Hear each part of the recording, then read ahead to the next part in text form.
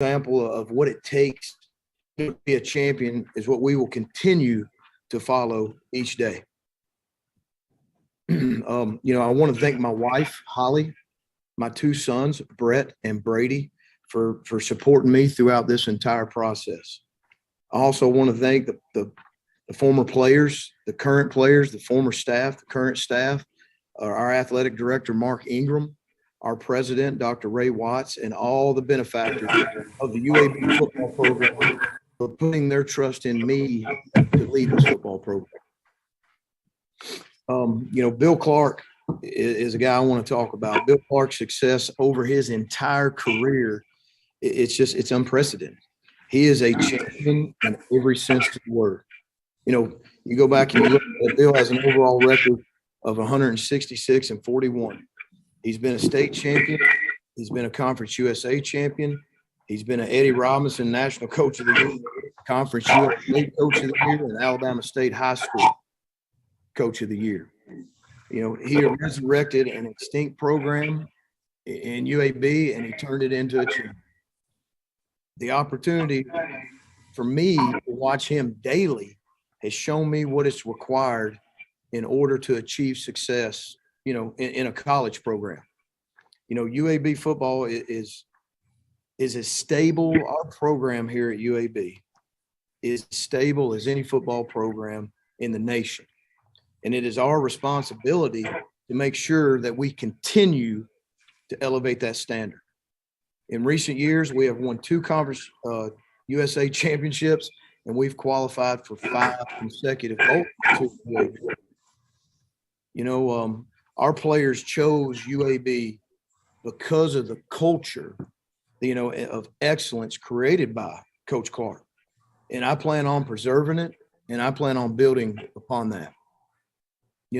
Coach Clark's standard of hard work and discipline will continue to be reinforced daily in order to ensure that we elevate this standard so we can continue to achieve our championship goals here at UAB. The importance of sustaining our success and our status as a program, that competes for championships will remain in the forefront of our minds daily. Here at UAB, we have an incredible program. It's a great privilege. It's a great honor to be entrusted with the opportunity to lead this team. So, that's a big deal. There's a responsibility here. To me, there's a huge responsibility here. Not only that we compete for championships on the field, but off the field. Off the field, it's a huge responsibility and a big deal to me to lead these men off the field. I'm honored to be given this responsibility, and I'm excited to uphold and elevate the standard of UAB football. Go Blazers. We'll take questions now. As a reminder, if you could please mute yourself and raise your hand, and I'll call out who can ask the question. So please mute yourself and raise your hand.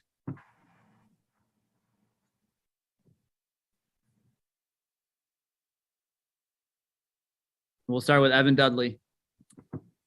Hey, Bryant, obviously with your promotion here, that leaves an on-field assistant position open. Is that something that y'all might promote from within instead of trying to maybe bring someone in just for a 1-year kind of deal? Or is that just something you are going to use with y'all's, offensive staff that you already have in place? Well, right now we have a plan in place. We're going to shake some and share some responsibilities around some guys that we've always got. That's something that I'm going to talk with our athletic director, Mark Ingram, about, but we do have a plan in place. We'll go to Johnny Cogden.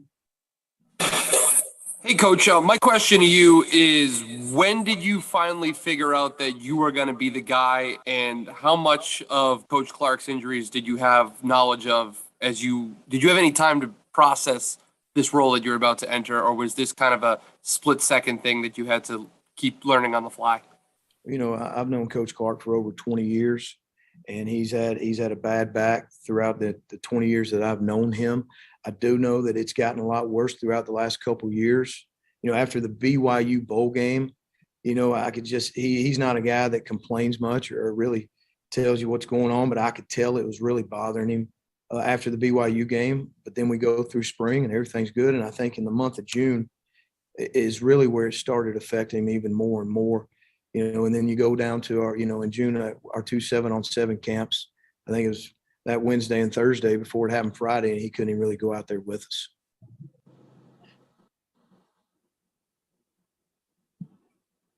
Steve Irvine. Brian, in a situation like this, excuse me, in a situation like this, how important is it for you to coach to your personality and, not another personality? I think it's very important. There's only one Bill Clark, and Bill Clark obviously is, like I said, he's more important to the UAB football than any other person, in my opinion. I got to be me. I got to be Bryant Vincent. I've been a high school coach before, a head high school coach at 2 different stops. I've kind of followed the same frame and the same path that Coach Clark followed. So it's very important for me to be myself, and that's the plan. Evan. All right. Bryant, like you just mentioned, you were a high school coach. You won a state title at Spanish Fort. A lot of Spanish Fort connections. UAB, the program. Just how much will you rely from your own experience as a head coach on the high school level? Roughly 12 years ago, to what you learned from under Bill, under Joey, under the other guys that you had been a part of on college staffs. Obviously you take a little bit of something from everywhere you've been. I think it's going to be very important, and I will lean on, because at the end of the day, leading men and leading staffs and building the community and getting everybody to buy into the same standard and same vision is very important. So the 5 years of being a head coach in high school, I'll lean very heavily upon.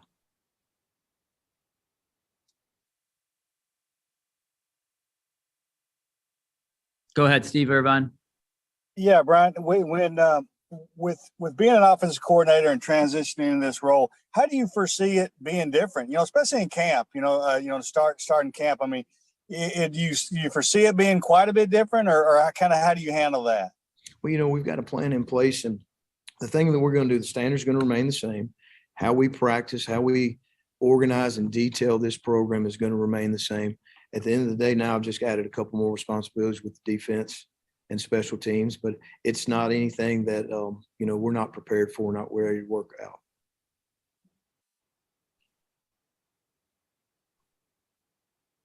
If there are other questions, go ahead, Carrie. Go ahead, Carrie. Thank you. Sorry, I couldn't figure out how to raise my hand. Hey, Coach.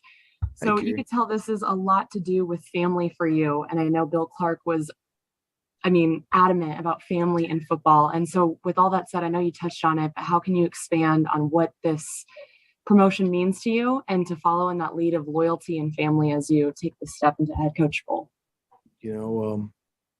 Bill Clark recommending me to be the interim head coach, to follow him, is the compliment of a lifetime.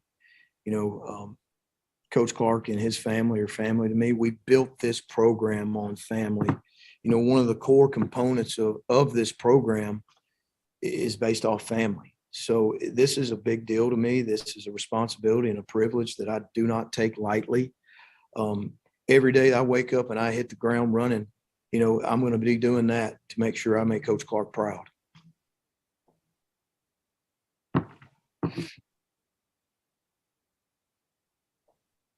Go ahead, Carrie.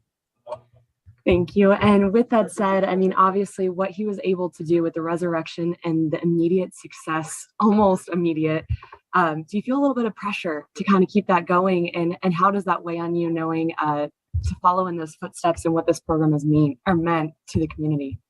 I don't look at it as pressure. I just look at it as it's a responsibility to continue the torch, to maintain the standard, not only maintain it, but to elevate the standard.